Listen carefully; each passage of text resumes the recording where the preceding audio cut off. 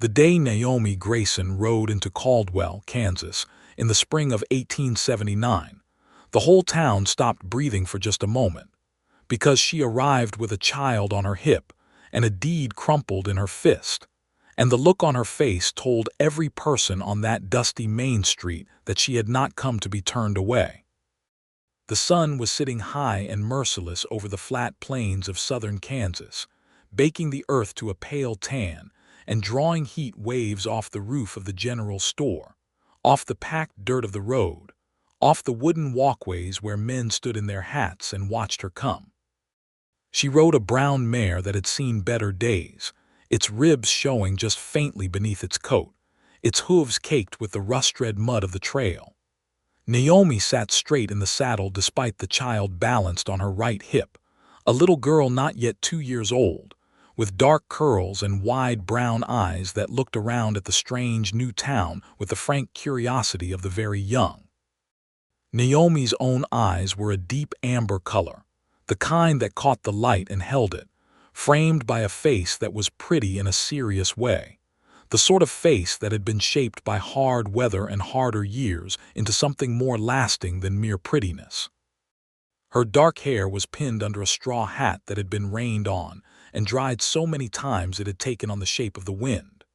Her dress was brown calico, mended at the hem, and her boots had left the toes of their original color somewhere back along the trail.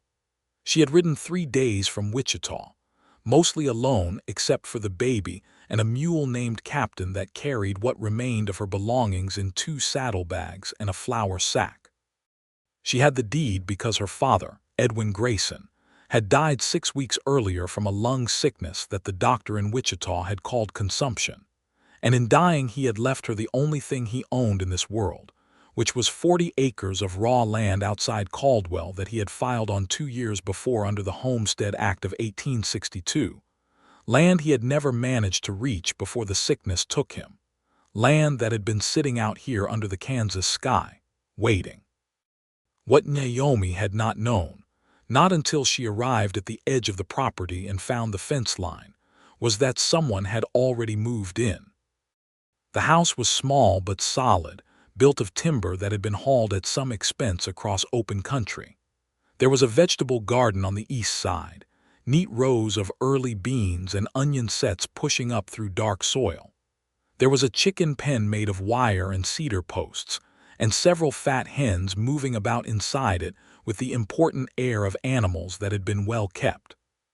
Behind the house there was a barn, not large but well constructed, with a new weather vane shaped like a rooster catching the afternoon breeze at the roof peak. Smoke was coming from the chimney. Someone was home. Naomi had sat on her mare at the fence line for a full 2 minutes, holding her daughter Lily against her side, looking at all of it. Then she had shifted Lily to her hip, taken the deed from the front pocket of her saddlebag, and ridden up the lane to the house. The man came out before she reached the porch. He stepped through the front door and off the porch with the easy movement of someone who had grown up outside, someone accustomed to space and air and the long distances of the plains. He was perhaps 30, with broad shoulders and a face that had been burned brown by years of open-sky work, and dark eyes that were quick and careful in the way of men who have learned that the world can change on short notice. He wore a plain cotton shirt with the sleeves rolled to the elbows, dark trousers, and boots that were worn but clean. He had no gun visible, which struck Naomi as notable given the circumstances. He looked up at her on the horse, took in the child, took in the deed in her fist, and then he looked at her face for a long, quiet moment. "Both of you come in," he said, just that. Not a question, not a challenge. He stepped back and held the door open, and said it the way a person says something they have already decided is the right thing, without fuss or hesitation. Naomi had expected argument. She had prepared for argument all the way from Wichita, rehearsing what she would say, steeling herself against the various ways a man might resist the arrival of a woman with a legal claim to land he was already working. She had not prepared for this. She sat on her horse for a moment more, looking at him. "This is my father's land," she said, and her voice was level, The way you keep a voice level when you have been keeping everything level for a long time. I know it, he said. Come in out of the sun. We can talk about it inside like civilized people.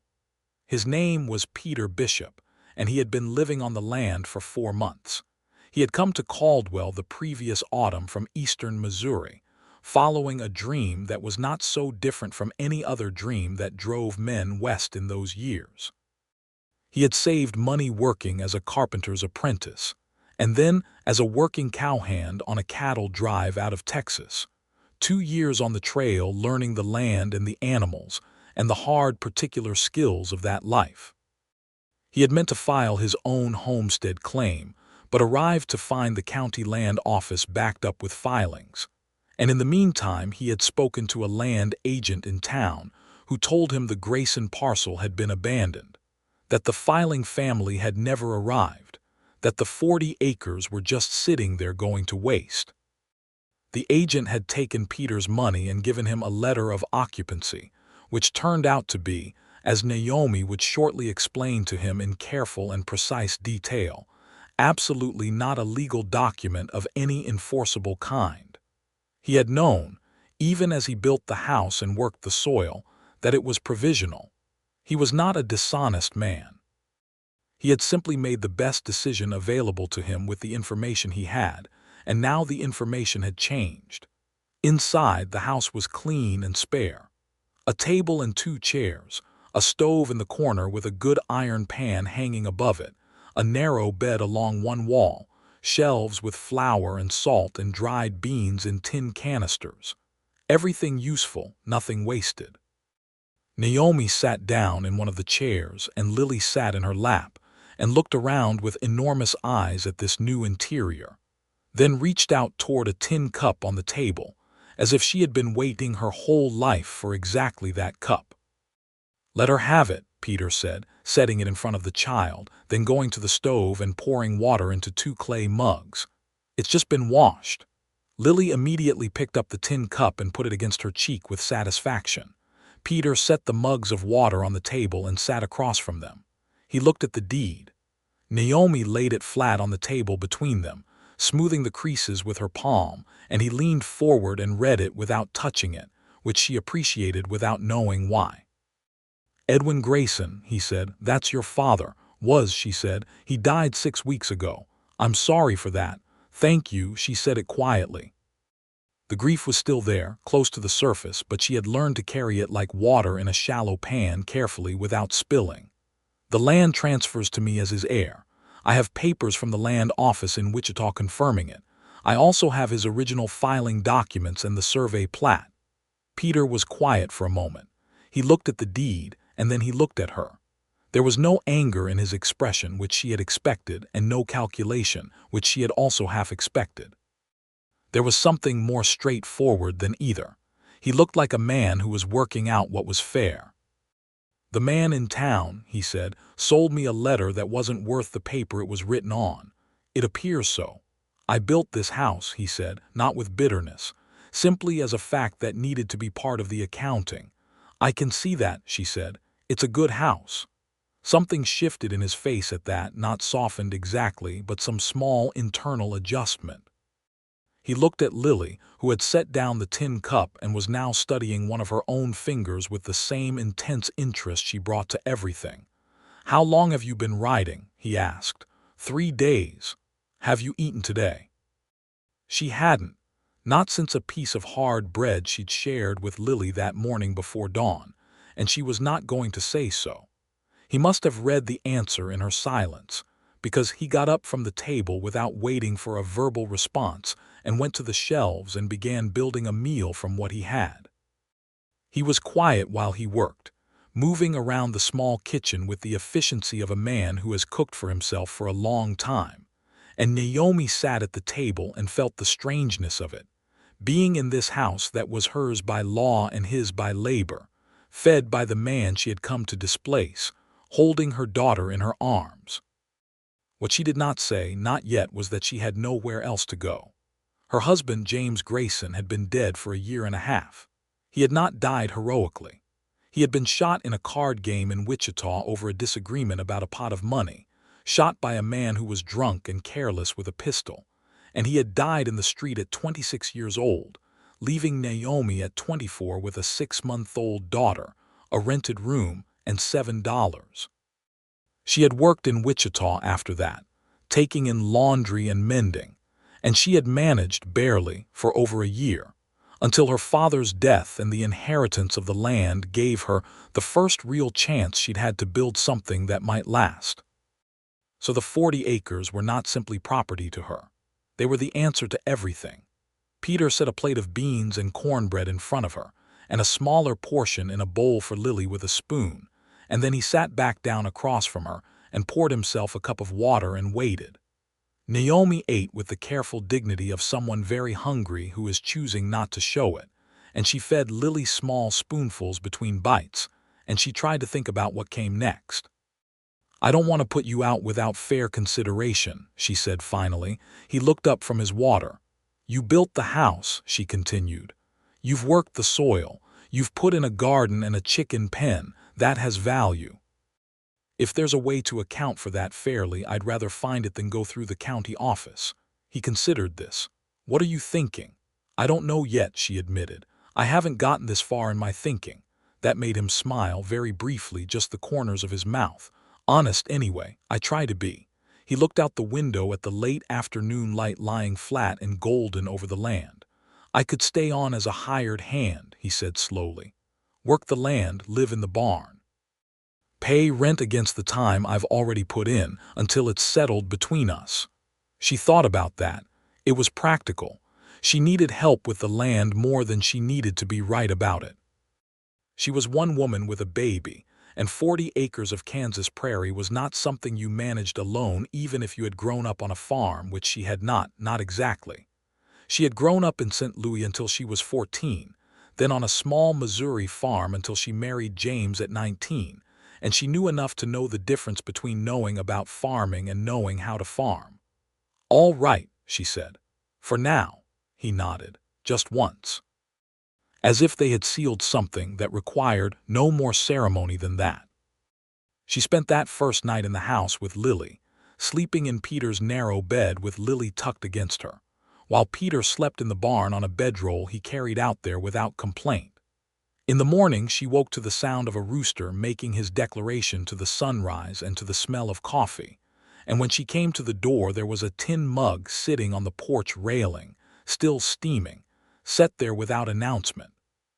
She picked it up and stood in the doorway looking out at the land in the early light, and for the first time since her father had died, she felt something that was not exactly hope but was in the same neighborhood.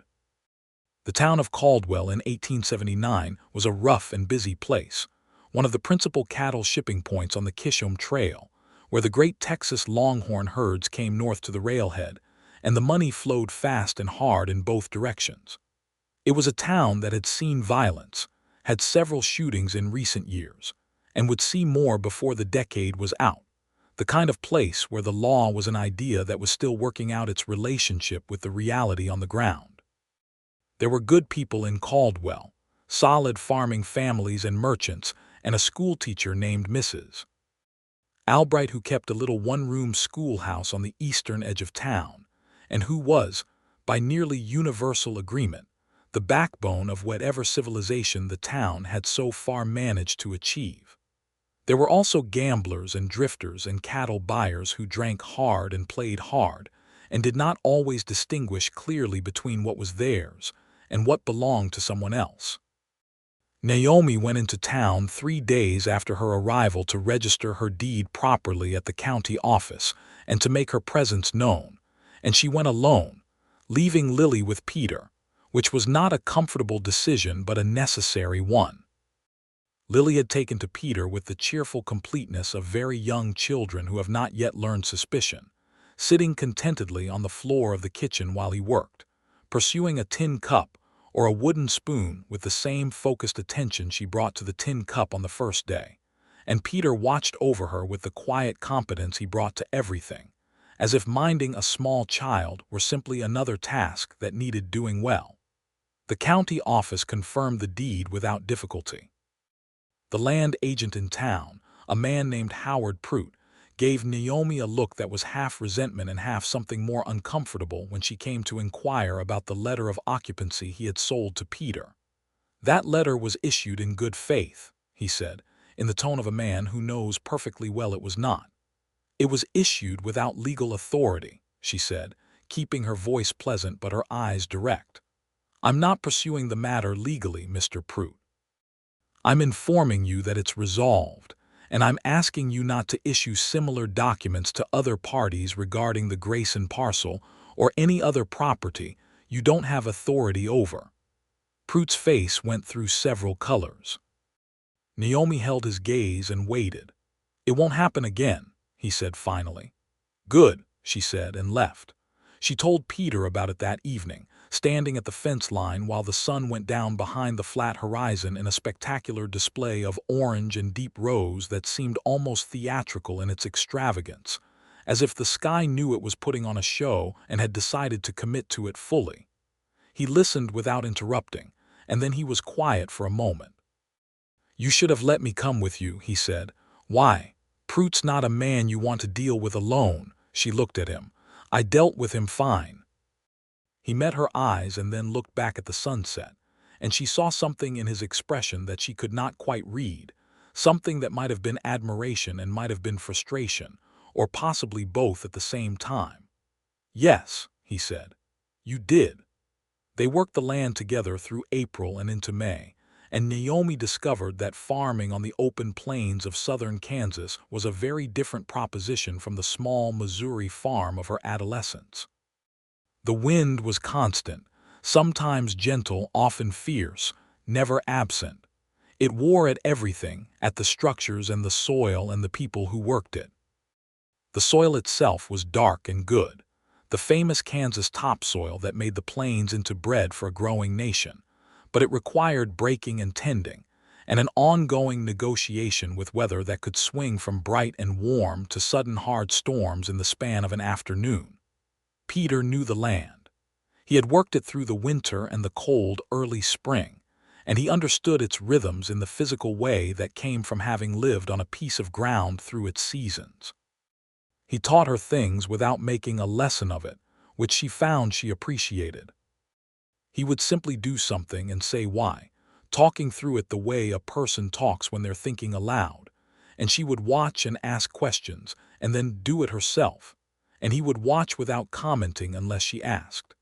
He taught her how to read the sky for weather, how the color and movement of clouds over the flat plains announced themselves in ways that gave you time to prepare if you were paying attention. He taught her how to judge soil moisture by feel, how to thin seedlings without grieving over the ones you pulled, how to tell from the way the chickens moved whether there was something unsettling nearby. She taught him things too, though she did not think of it that way at the time. She was a better cook than he was, substantially, and she brought to the kitchen the inventiveness of someone who had spent several years making something from very little. She had a way with dried beans and salt pork and the early onions from the garden that produced meals that were, in that small house, on those long working days, quietly remarkable. Peter ate without extravagant commentary but with the reliable appreciation of a man who notices when something is good, and sometimes he would just say, "This is good," quietly, and she would feel it land somewhere in her chest like a small, warm stone. They were careful with each other in those first weeks. Polite. Measured. She was aware of him in the way you are always aware of someone who is sharing your space and your labor, aware of where he was in relation to her, aware of the particular quality of his silence, which was not emptiness but the kind of quiet that belonged to someone who had learned to be comfortable with his own thoughts. He was aware of her too. She could feel it sometimes, the careful way he moved around her in the small kitchen, the way he would look up from a task and then look away when she turned. They did not talk about their pasts immediately. That came gradually, the way things do when people are working alongside each other day after day. Naomi told him about James first, not the ugly specifics, but the shape of it, the sudden loss and the year and a half of managing alone in Wichita. She said it plainly without searching for sympathy, just offering it as information that explained her present situation. Peter listened, and when she was done he was quiet for a moment and then he said, "I lost someone too, not the same way. She decided she didn't want the life I was going to have." "What life was that?" "This one," he said, gesturing at the land around them. "She wanted something with more guarantees. There aren't many of those." "No," he said, "there are not." They let that sit between them for a while without needing to do anything with it. Lily was growing, the way children that age do with what seems like visible speed, adding new words to her vocabulary at a rate that gave Naomi a continuous low-level wonder. She called Peter P at first, which was her approximation of his name, and then gradually refined it to Peta with great seriousness, as if she were making sure she had his name right before she committed to using it. Peter accepted this with perfect equanimity. He had a natural ease with children, not the performing kind of ease, not the kind where an adult crouches down and speaks in a high voice, but the genuine kind, where he simply treated her as a small person with preferences and ideas of her own, consulting her on small matters, listening to her reports of the world with appropriate gravity. One afternoon in late May, Naomi was working in the garden and Lily was supposed to be sitting nearby, and when she looked up, Lily was gone. The garden was enclosed on two sides by the fence line but open on the others, and Naomi's heart did the particular cold plunge that every parent knows, the plunge that happens in the 3 seconds between noticing the child is gone and finding out where she is. She found them at the chicken pen. Peter was crouched beside it with Lily standing at his shoulder, and he was explaining to Lily, in complete seriousness, the names and individual personalities of each of the hens, which he had apparently named and could distinguish from one another. "This one is Margaret," he said, pointing to a fat red hen who was regarding them with supreme indifference. "She is the most sensible of the bunch. She goes to bed at a reasonable hour and never starts trouble. That one by the corner is Dollar's. She is a troublemaker. She starts arguments about the scratch and then pretends she didn't." Lily listened to all of this with the focused attention of someone at a very important lecture. Naomi stood back and watched for a moment before they knew she was there, and she felt something shift in her chest, something that had been held carefully in place for a long time, some small internal arrangement that had been serving a protective purpose, and it shifted without her permission. She stepped back behind the corner of the house and stood there for a moment with her hand pressed flat against the rough wood, steadying herself. She was not ready for this. She was not ready to feel this way about someone she had known for 6 weeks, someone who was living in her barn, someone whose situation was complicated, and whose tenure on her land was technically the result of a fraudulent letter from a crooked land agent. She was not ready for anything except the work, the land, the building of the life that she had come here to build for herself and for Lily. She went back to the garden and spent the rest of the afternoon pulling weeds with rather more vigor than was strictly required. June came, and with it, the first real test of the property. There had been a man from a neighboring spread named Corbett Dale who had apparently developed an opinion that the Grayson land, given its long vacancy, was something of an informal extension of his own operations. He had been running a few head of cattle across the north corner of the parcel since the previous summer, and when Peter had first arrived, he had introduced himself and spoken about the matter as one rancher to another, man to man, in the assumption that this new arrival would see things his way. Peter had told him politely but clearly that it was not his land to offer the use of, and Corbett Dale had gone away with the tight-lipped expression of a man who has decided to revisit a question later rather than admit a defeat.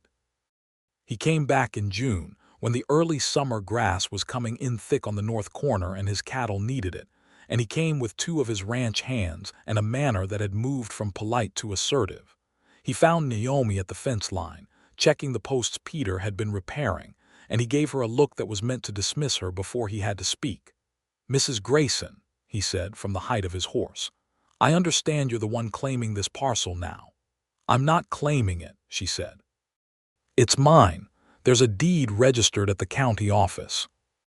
"Well, there's some question about whether a woman on her own can properly work a homestead claim," Dale said, in the tone of a man who is accustomed to saying things that are convenient rather than things that are true. "The law requires improvement in occupation and cultivation. That's a lot for one woman." "I'm not alone," she said, "and I'm aware of the requirements. The gentleman in your barn is a hired hand, as I understand it, not a husband, not a co-claimant." "He doesn't need to be either of those things," she said. "He's employed on this property, which is legal. If you have concerns about the claim, I encourage you to raise them at the county land office." "I'll be happy to meet you there." Corbett Dale looked at her for a long moment, and then he looked past her toward the house, where Peter had appeared in the doorway watching. Dale's eyes went between them, calculating. "The north corner," he said. "I'll pay you for the grazing rights, fair price." "The north corner has a crop going in next spring," she said. "It's not available." He left, but he left with the particular deliberateness of a man who is leaving a conversation, not ending one. Naomi stood at the fence line after he was gone and let herself breathe, and then Peter walked up beside her and stood there without speaking. "You heard that," she said. "Most of it. He'll come back." "He will," Peter agreed. She looked at him. He wasn't wrong that a single woman's homestead claim is on shakier legal ground, not morally but practically. Peter was quiet for a moment. Something moved through his expression that she couldn't fully interpret. "I know," he said. "I'm not going to solve that problem by doing something impractical," she said, setting the conversation exactly where she meant it to be. "I know that too," he said. He paused. "But there might be a legal arrangement besides marriage, a formal co-occupancy. I could file as a co-applicant on the homestead. It would put both our names on the improvement record without changing the ownership of the deed itself." She thought about this. It was genuinely useful. It was also something she would need to think about carefully, because whatever they filed would be a legal statement about their arrangement, and their arrangement was not yet something she had a clear name for. "I'll think about it," she said. He nodded and walked back toward the barn, and she stood at the fence line a little longer, watching the afternoon light move across the north corner where Corbett Dale wanted his cattle. She was not going to let him have it. The summer moved forward with the pace and texture of the plains. Long days of hard work and the physical satisfaction of visible progress. The garden growing up strong and green. The corn going in along the eastern field. The house receiving small improvements as Peter found the time and materials. A new set of hinges on the door. A window patched against the wind. A porch step that had been soft replaced with solid new lumber. The property began to look established. It began to look like a real place, and something about that was deeply satisfying in a way that went past mere practical accomplishment. They began to talk more easily. The careful formality of the first weeks wore away gradually, the way varnish wears off a much-used table, not all at once but steadily until the real grain shows through. He told her about his childhood in Missouri, a farm family, 4 brothers, a father who was strict but not cruel, a mother who read to them from the Bible and from whatever else she could get her hands on, who had made sure Peter could read well at a time when that was not a guarantee for a farm boy. He told her about the cattle drives, the dust and the distances, the particular companionship of men who work together through hard conditions and learn each other's characters by necessity. He told her about the night on the second drive when he had nearly been killed by a spooked steer, and about the man who had pulled him clear at risk to himself, a black cowhand from Texas named George Rowlands, who rode better than anyone Peter had ever seen, and who had later left the drive at Abilene to go north because he had decided he had had enough of the South. "Did you know many men like him?" she asked. They were sitting on the porch after supper, the evening cool coming across the plains in a slow wave, carrying the smell of grass and the distant sound of cattle from somewhere to the west. "On the drives," he said, "black cowboys, Mexican vaqueros." They were everywhere on those trails, and they were good at the work, as good as anyone, better than some. Didn't always get treated right for it. He paused. That's a wrong that this country has not found its way to setting right yet. No, she said. It hasn't. Lily was asleep inside. The sky above the plains was the deep blue of true summer evening, stars beginning to show in the east while the west was still pale gold along the horizon. A nighthawk swept low over the field with its strange crying call and was gone. "Can I ask you something?" Naomi said. "You can ask me anything. The morning I arrived, you said come in so quickly, without any kind of argument. Why?" He was quiet for a moment. "You had the deed in your hand," he said finally. "Men have argued with legal documents before." "Yes, they have." He looked out at the horizon. "But that wasn't why, not entirely." He turned to look at her, and in the evening light his expression was open and serious. "You had that little girl on your hip, and you had 3 days of trail on you, and you were so straight about it. Not angry, not pleading, just straight. Like you had already decided that you were going to handle whatever came next, and you were just waiting to find out what it was." He paused. "I thought, whoever this woman is, she deserves to not have someone make it harder." "She's already making it hard enough for herself." Naomi looked at him. Something moved in her throat. "Thank you," she said after a moment, "for that." "It wasn't charity," he said quickly. "It was just what seemed right." "I know it wasn't charity," she said. "That's why I'm thanking you." The nighthawk came back, another sweeping pass over the field, and they sat there in the cooling evening, and neither of them spoke for a while, and the silence between them was the good kind, the kind that has something in it rather than nothing. In July, they had the matter of the barn raising for the Yeldell family 2 properties to the east. The Yeldells were a young couple, Martin and Clara, who had arrived in the spring with their 3 children, and a determination that was somewhat in excess of their experience. And their barn had come down in a June storm before they could reinforce it properly. The community gathering to help rebuild it was one of those events that served as both practical mutual aid and social occasion.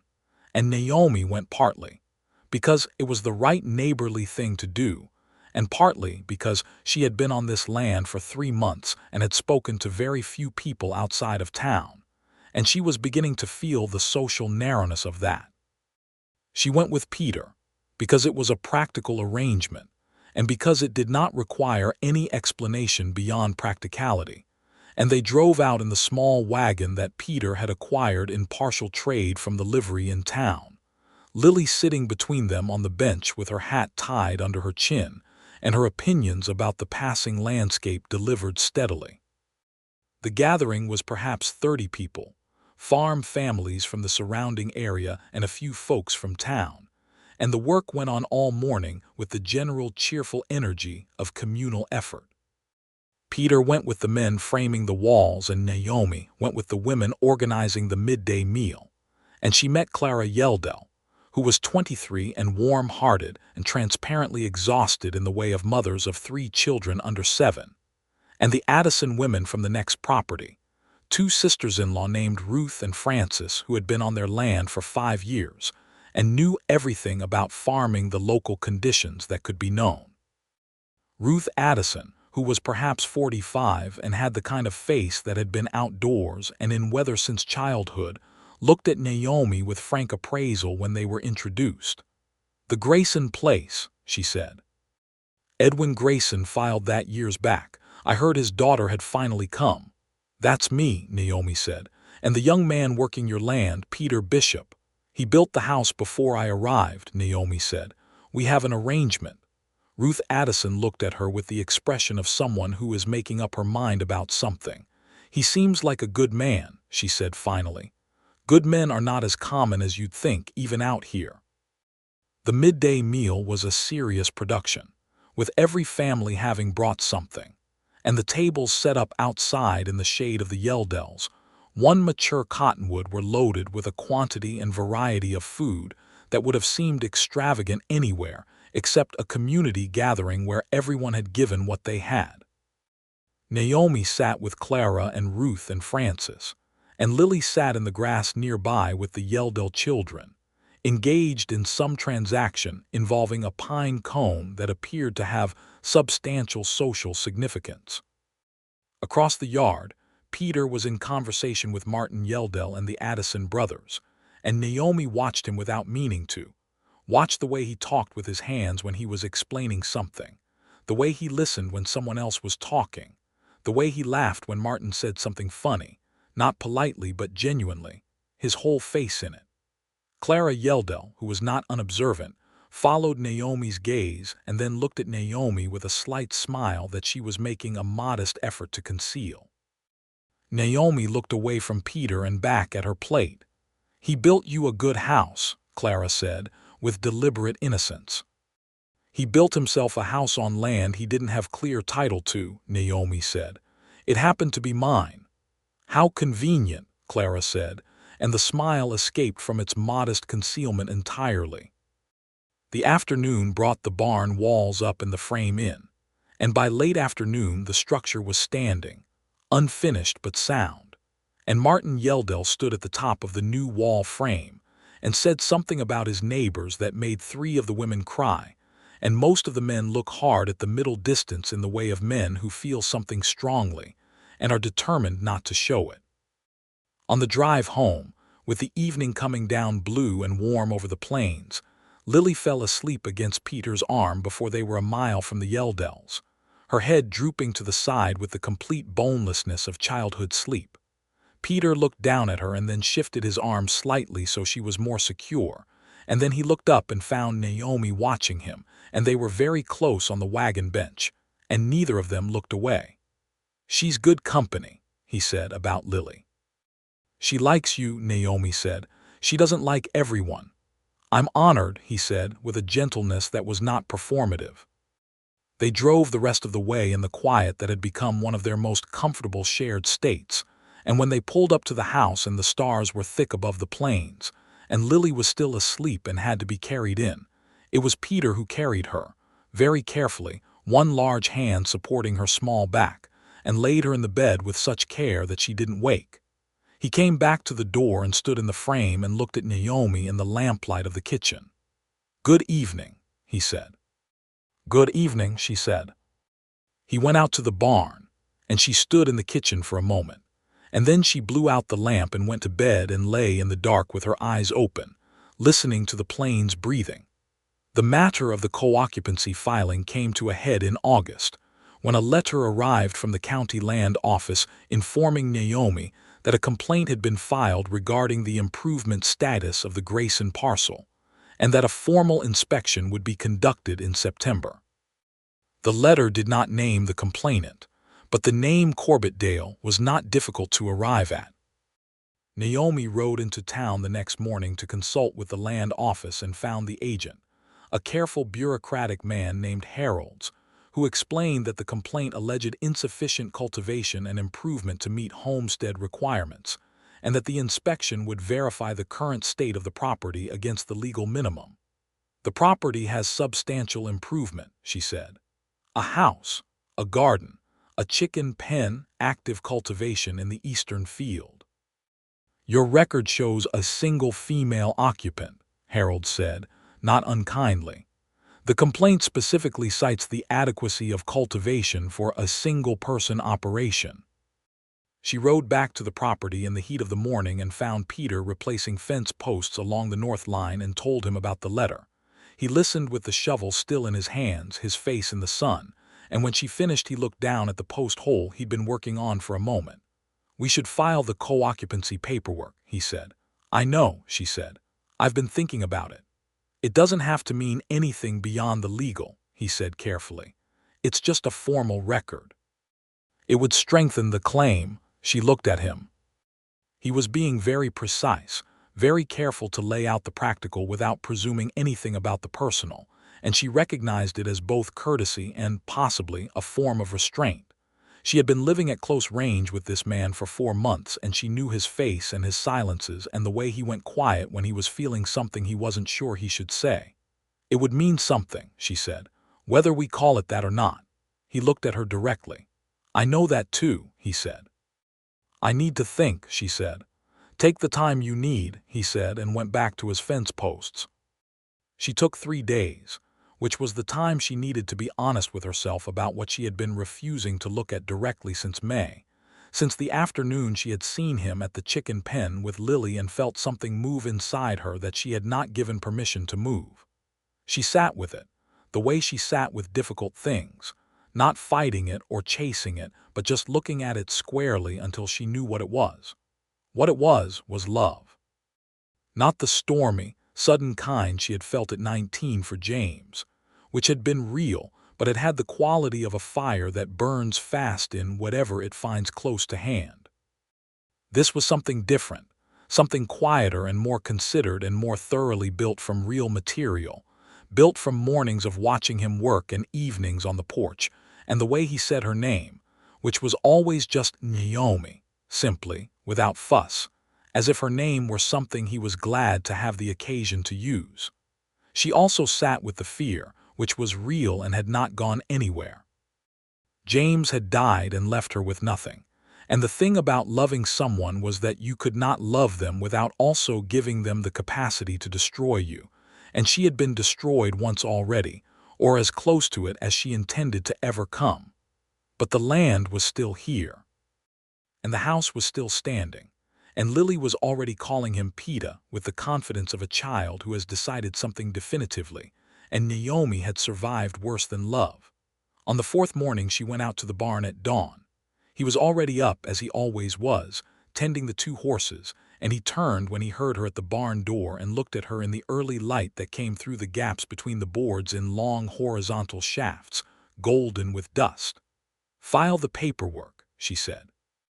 "And when the inspector comes in September, I'd like him to see that this is a property with a future." Peter looked at her for a long moment, his expression reading her carefully, not wanting to misunderstand. "What are you saying?" he asked. "I'm saying I'd like to court properly," she said, because she had thought it through and decided that direct was better, like sensible adults, and if it goes where I think it might go, we'll deal with that when we get there. He set down the brush he'd been using on the roan horse's flank, and he crossed the barn, and he stood in front of her in the long morning light. "I have wanted to say something along those lines for a long time," he said. "I know," she said. "I know you have. And you needed to come to it yourself." "I did." He reached out and took her hand, just her hand, carefully, the way you handle something you want to be sure you don't break. His hand was large and rough from the work and warm in the cool of the morning barn, and she felt the warmth of it run up her arm and settle somewhere under her breastbone.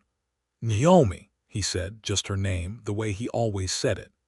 "Yes," she said, not as an answer to any specific question, just yes.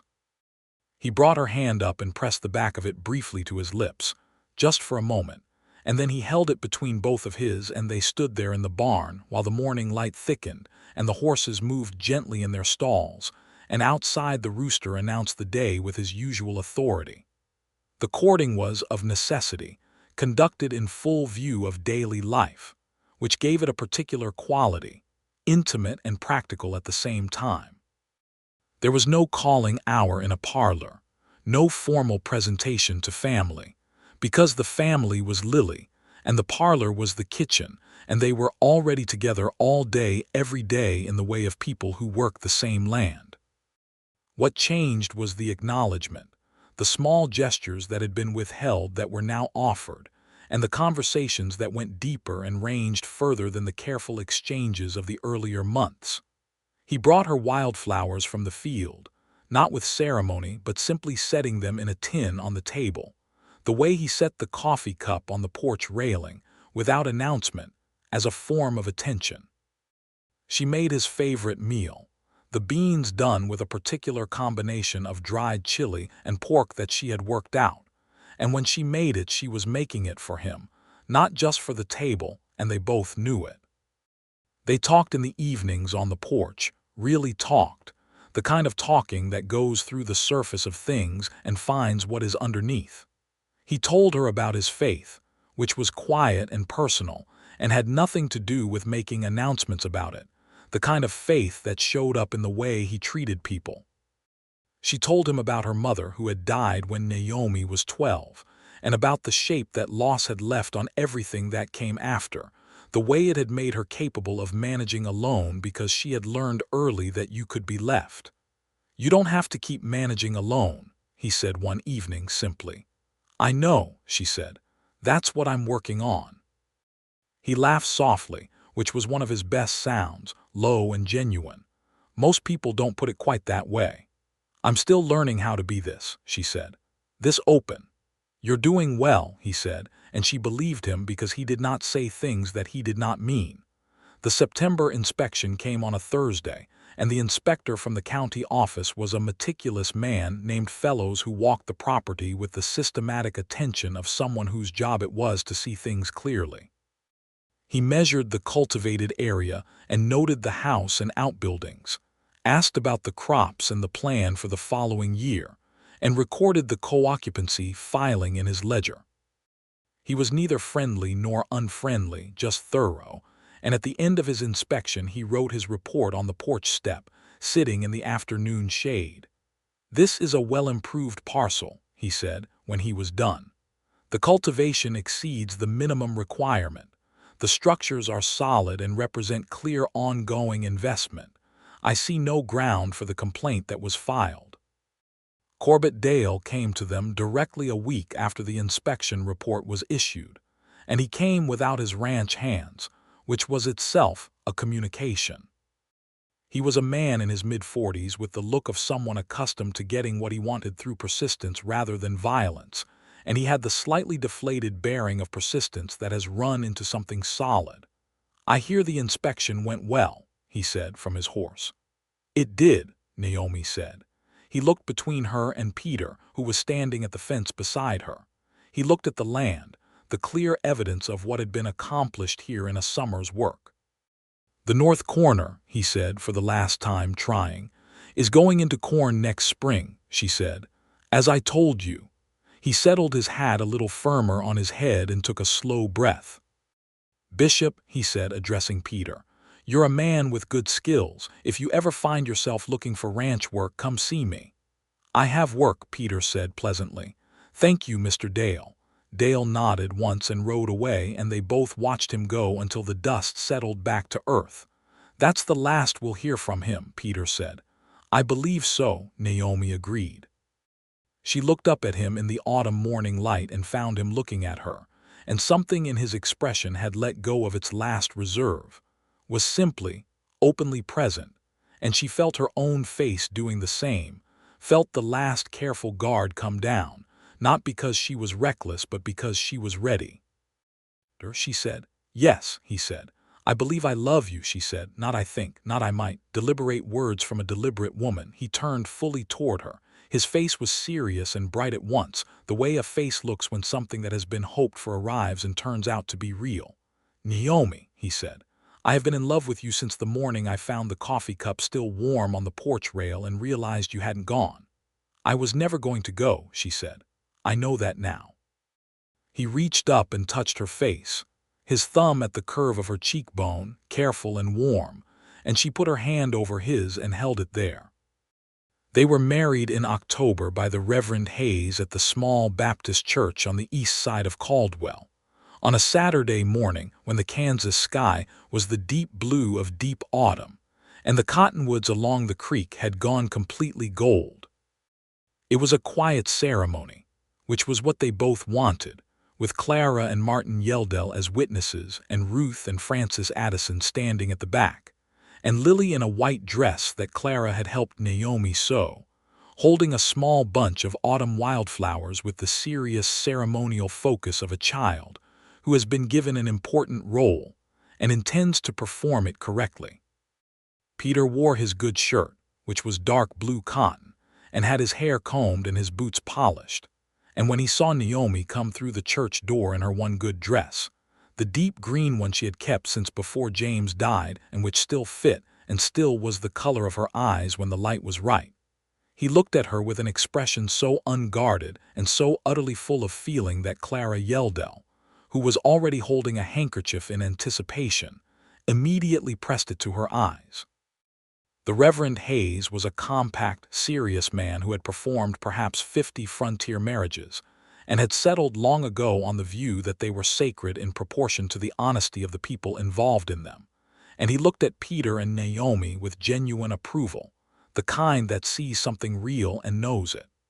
The vows were the traditional ones, and they said them with the simplicity of people who mean every word and have no need for embellishment. When it came to the part about love and cherish, Peter said it with his eyes on Naomi's eyes, and she said it back the same way, and the church was very quiet except for Clara's quiet weeping and the wind in the cottonwoods outside the window. After, there was a small gathering at the Yeldell place, with food and the Addison brothers and a fiddle player from town who played reels and slower songs, and Naomi danced with her husband for the first time on the dry grass outside the Yeldell farmhouse under the October sky, and it felt like something that had always been waiting to happen, like the shape of a key fitting the lock it was made for. Lily danced too, or her own version of dancing, which involved turning in circles until she fell down and then getting up and doing it again with undiminished enthusiasm. Peter watched her and laughed and pulled Naomi a little closer. "She's going to be trouble," he said fondly. "Absolutely," Naomi agreed. "I love her completely," he said. "I know," Naomi said. "She knows it too." They drove home in the late afternoon, married now, and the farm met them as it always did, the chickens at their important business in the pen, the barn standing solid against the blue sky, the garden going dormant for the season, the house with its new hinges and repaired porch step and the coffee tin on the shelf, and all the small accumulations of shared life that had been building since April. It was home. It was theirs together now in every sense. That winter was hard, as Kansas winters were, with several significant storms that kept them inside for days at a time and tested every system of the farm, the barn insulation, the woodpile, the food stores, the temperaments of the people who were confined together in a small space. They came through all of it. On the coldest evenings, Peter read aloud after supper, from whatever he had been able to bring from town, and Lily sat in Naomi's lap or on Peter's knee, and listened to the words with the same focused attention she brought to everything. And the stove ticked with heat and the wind went around the eaves, and inside the house was warm and the people in it were all right. They talked about the land constantly, the way farmers do, because the land was always presenting itself as a problem or an opportunity or simply a set of facts that required engagement. They talked about what to plant in the spring, about whether to add another field or consolidate what they had, about the possibilities of bringing a milk cow onto the property, about the fence line along the north corner, which was going to need significant repair before the spring cattle drives moved up the trail, and Corbett Dale's stock became a practical temptation. They also talked about things that were not the land, about the world and its events, which reached them through the Caldwell newspaper and through conversations in town, about the nature of things, the way they each understood the world to work, about Lily's future and what they wanted for her. Lily was going to learn to read. That was settled early and absolutely. Whatever else the land provided or did not provide, Lily was going to be educated. When the time came, they would see her to Mrs. Albright's schoolhouse, and before that time came, Naomi and Peter would see to it that she had a head start. Naomi had books.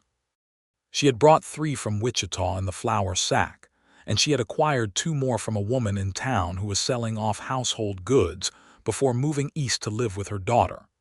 She read to Lily every evening, and Lily's vocabulary was advancing at a rate that was beginning to alarm the chickens.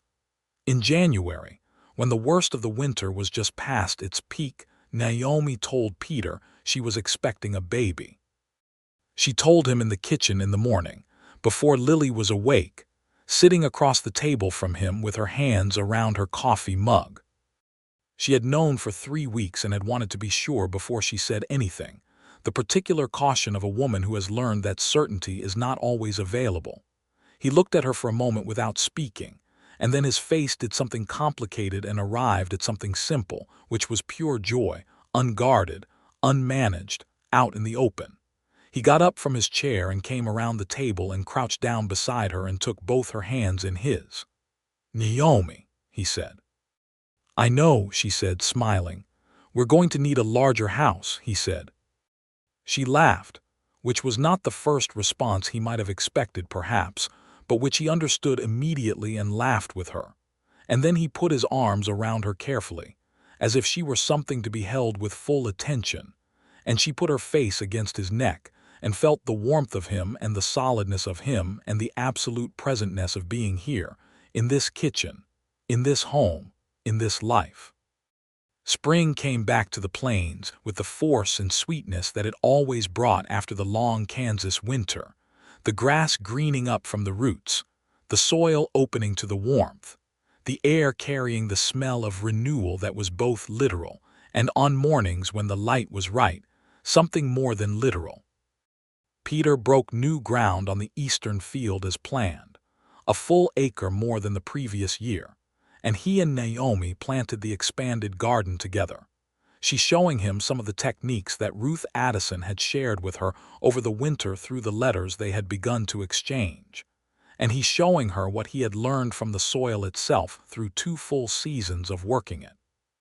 Clara Yeldell came over on Tuesdays, usually, and Naomi went to the Yeldell place on Thursdays, and the women's friendship had become one of the reliable good things of Naomi's life, the kind of friendship that is made from honest conversation and shared experience, and the mutual recognition of people who have found each other trustworthy. Clara was funny in a dry, quiet way that Naomi had not expected from her initial impression of the warm-hearted and somewhat overwhelmed young mother, and she could be startlingly perceptive about people. She was also unambiguous in her approval of Peter, which she expressed with the particular enthusiasm of someone who had been watching a situation develop and was pleased with how it had resolved. "He looks at you like you're the most interesting thing he's ever seen," Clara said one Tuesday in April, drinking tea at Naomi's kitchen table while Lily and the Yeldell children pursued something indeterminate but loud in the yard outside. "He's a good man," Naomi said. "You say that very calmly," Clara said. "I feel it very deeply," Naomi said. "I've just learned to be calm about the things I feel deeply. It's safer." "Is it safe now?" Clara asked. Naomi looked out the window at the yard, where Lily was engaged in some negotiation with Clara's oldest boy that involved a stick and considerable gesture. Peter was visible beyond the fence, working the eastern field, moving steadily along the row. "Yes," she said, "it's safe now." The baby came in September of 1880, on a night when the last of the summer heat still lay over the plains, but the early edge of autumn was beginning to show in the quality of the light and the faint smell of the turning season. Clara was there, and Ruth Addison's daughter-in-law, who had midwifed 6 babies in the area, and Peter was outside on the porch for several hours, which was where men were expected to be, though he came to the door several times to ask after Naomi with an expression that could not fully conceal the anxiety underneath it. The baby was a boy. He came into the world with a fair amount of opinion about it, announced himself with considerable volume, and was placed in Naomi's arms with the particular exhausted joy of something that has been worked for and arrived. He was dark-haired as Lily was, and he had his father's dark eyes, and he was, in the unreliable opinion of everyone present, perfect. Peter came in when Ruth's daughter-in-law called him, and he stood at the side of the bed and looked at this new person in his wife's arms with an expression that belonged entirely to that moment, that was not translatable into any other context or any other language, the expression of a man holding the full weight of love and meaning and responsibility and joy all at once. "Hello," he said, very quietly to the baby. The baby looked at him with the unfocused but penetrating gaze of the very new, and appeared to find him acceptable. "He's beautiful," Peter said to Naomi. "He's loud," she said, "but yes." They named him Edwin James Bishop for both their fathers, a choice that satisfied Naomi's need to honor her father and Peter's instinct to include James in the accounting of who Lily and the baby came from, because Peter Bishop was a man who understood that a family was not a replacement for what had come before but a continuation of it. Lily, who was 3.5 and had opinions about most things, inspected her brother with the critical detachment of a senior colleague reviewing new work. She poked his cheek once, gently, with one finger. He turned his head toward the touch, which was reflex, but which Lily interpreted as a greeting. "He knows me," she said with satisfaction, and from that moment forward Edwin James had a protector who, while small in stature, was formidable in determination. The years that followed were full years, the kind that are measured not in dramatic events but in the accumulation of daily life which is itself the substance of a real existence. The farm grew, steadily and practically, not into wealth but into sufficiency, and then into genuine comfort. The corn and the kitchen garden, and a small apple orchard that Peter planted along the south fence in 1881 from starts he brought from a nursery in Wichita, in a moment of ambitious forward-thinking that would not see its payoff for several years. He built a proper addition onto the house in 1882, 2 more rooms and a covered porch that ran along the full south side, making the house large enough for a family and solid enough for the plains winters, and he built it carefully, the way he built everything, with the attention of a man who intends it to last. Naomi started a school for the children on the farms within reasonable distance of their property, not in opposition to Mrs. Albright's school in town, but as a supplement to it for the youngest children whose parents could not spare the time or the distance for the town journey every day. She held it in the house on Tuesday and Thursday mornings, 6 children in those first sessions, seated at the kitchen table, and on 2 extra chairs that Clara Yeldell had donated, learning their letters and their numbers with the focused seriousness that children bring to things they understand are important. The school grew slowly to 10 children by 1882, and then to 14, and Naomi found in it a vocation she had not known she was looking for, the particular satisfaction of watching a child's face at the moment when something clicks, when the abstract arrangement of marks on paper resolves itself into meaning, and the child's eyes light up with the pleasure of a new power acquired. Peter supported it entirely, adjusting his own schedule around the school days, taking the younger children when necessary, building a proper bench along the south wall of the kitchen so the students had more room. He never spoke about it as Naomi's project in the diminishing sense that some men used for the activities of their wives, as if they were hobbies to be tolerated. He spoke about it as something they were building together, because that was how he understood it. In 1883 they had a second son, whom they named Thomas after Peter's father, and Thomas arrived into a household that was already a going concern, already deeply itself, and he slipped into it with the ease of a child who is genuinely welcome, which was the best thing a child could be. Lily at 5 was in full command of her personality, which was considerable. She was sharp and curious and bossy in the affectionate way of oldest children, and she had a quality of determined fairness that both her parents recognized as something to be encouraged and were doing their best to cultivate. She was also, by the time she started Mrs. Albright's school at 7, the best reader in her class, which was the result of years of evening reading on the porch with both her parents and of her own implacable refusal to encounter a word she didn't know without immediately demanding to know what it meant. Edwin was a different kind of person, quieter than his sister, more observant, the kind of child who sits at the edge of a group activity watching for a long time before joining.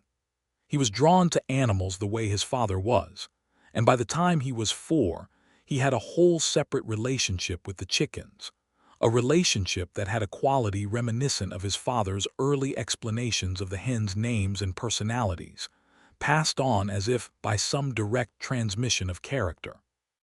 On the evening before Easter in 1884, Peter and Naomi sat on the south porch in the last of the day's light, the children inside at their various occupations, the farm around them in the quiet of late spring the apple trees along the south fence just beginning to show the first bloom, white against the green in the evening light. "Look at that," Peter said, nodding toward the apple trees.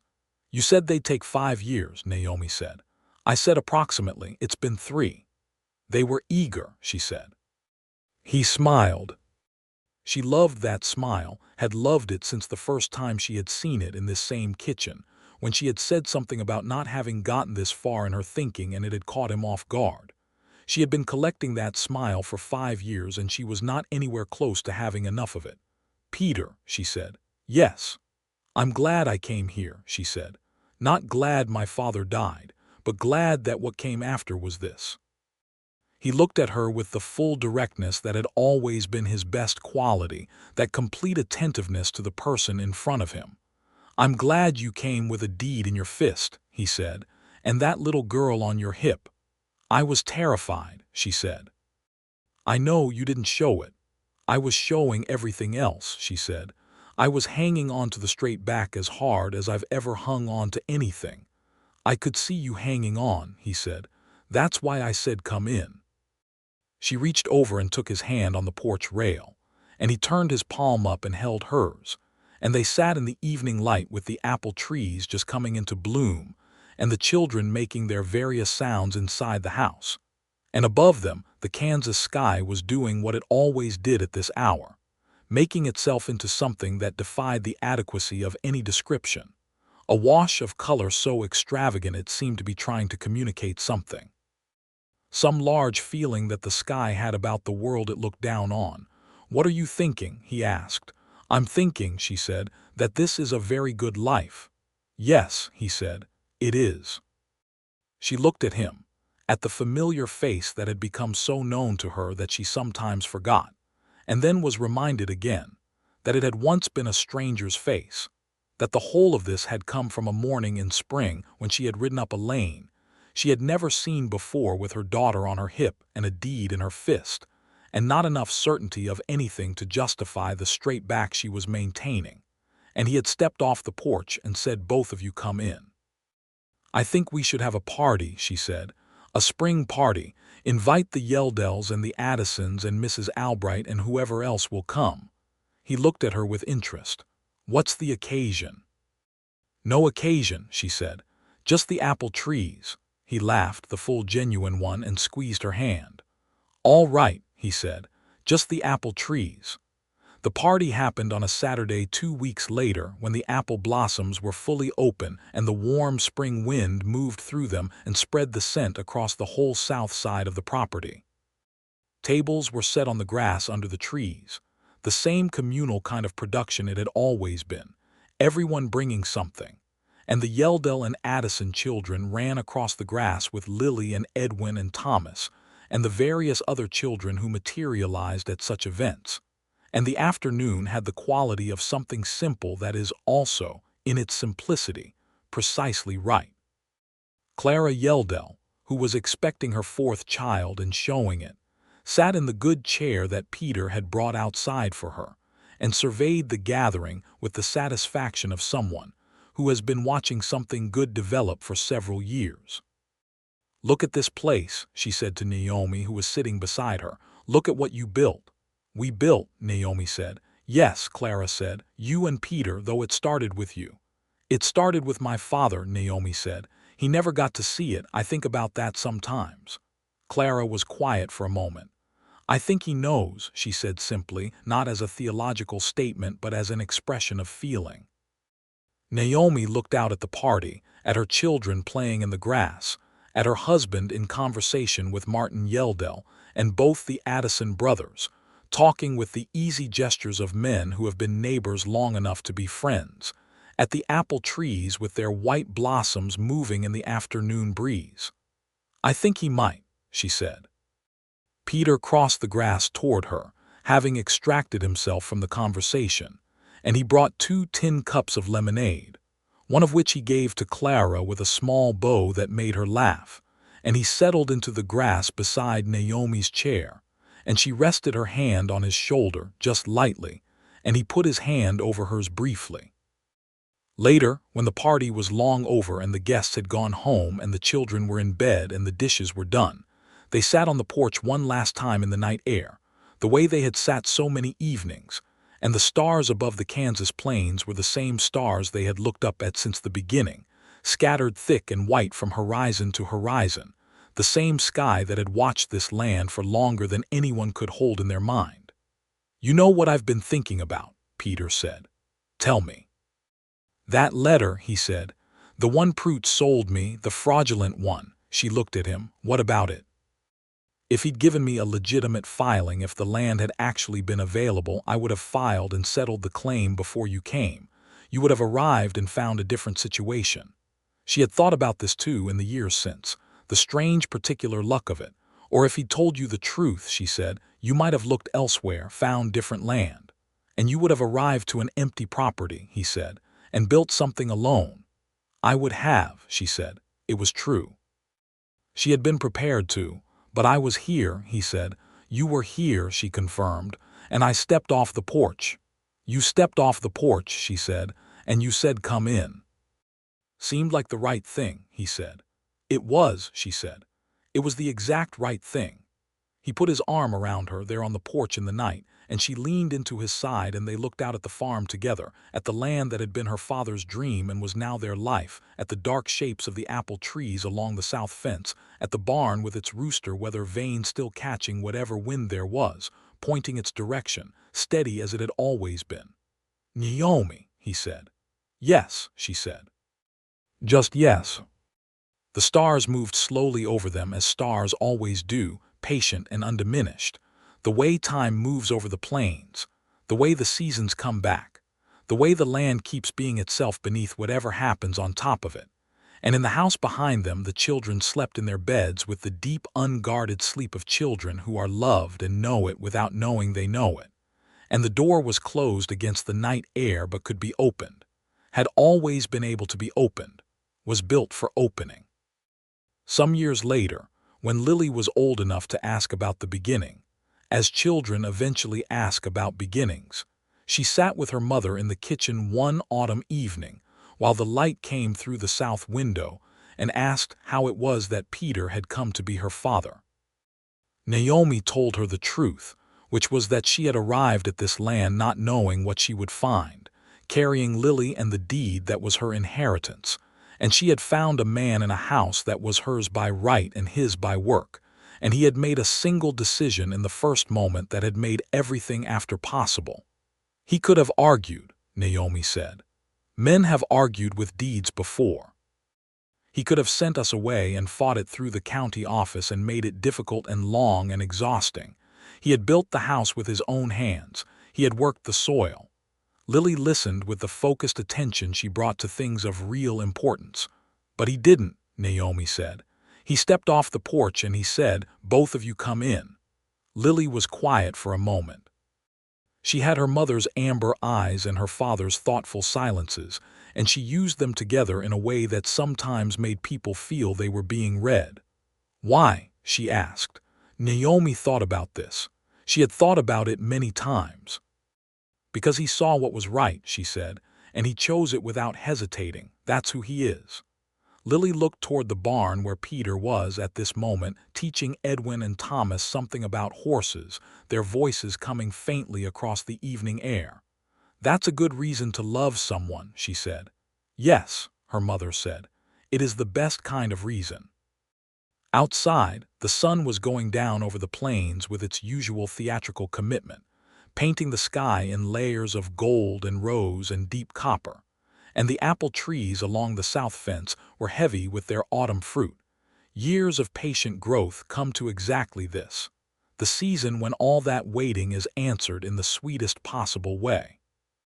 The rooster weather vane caught the evening breeze and swung south, pointing toward the warm country, pointing toward where they had all come from, and then the wind shifted as it always did on the plains, and it turned again, pointing west, the way it had always pointed, toward whatever country was still out there, still open, still waiting to be made into something real by the people who arrived with their deeds and their children and their willingness to step off the porch and say, "Come in, both of you, come in out of the sun." And in the kitchen the lamp was lit, and the table was set for 5, and the smell of supper came through the south window and reached across the yard. And Peter looked up from where he stood with his sons and turned toward the house the way a man turns towards something he has been waiting for all his life without knowing it, and then found it, and kept finding it every time he turned.